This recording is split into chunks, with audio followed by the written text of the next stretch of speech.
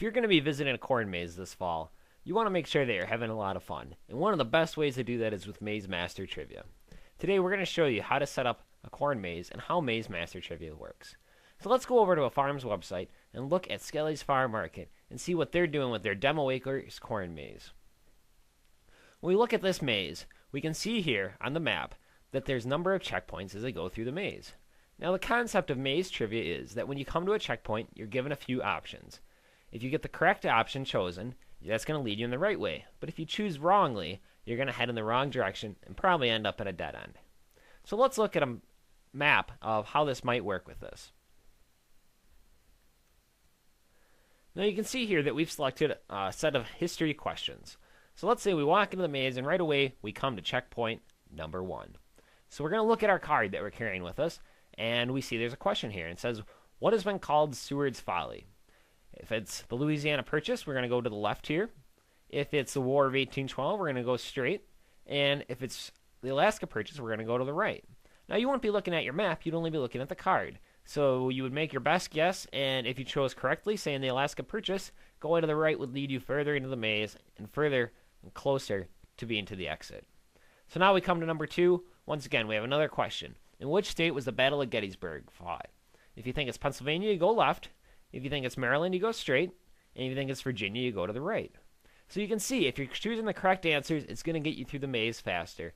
If you're choosing the wrong answers, well, you might have a little bit of trouble as you're going through.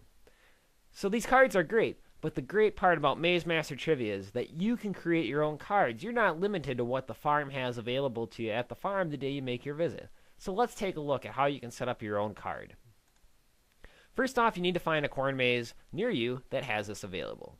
You can either find this by going to mazetrivia.com and using the current farm's locator to locate a corn maze, or if you know of a farm near you that already has it, you can find information and a link on their website. So we're over at Skelly's Farm Market. We're going to click on a link there, and it's going to take us to a page to set up for their 2010 Adventure Maze. Now once we get on this page, we have two options. Now if you're a family going through and you want to have trivia, but you might not be able, or wouldn't be practical for you to create your own questions because then you would know the answers. So you can choose from one of the pre-made sets of questions that are available to many farms. You can see this farm only has a few trivia sets available, but some farms will have very many. So take a look at those, and if you click on that, it'll just automatically generate those questions, and you're all set to go with your maze adventure.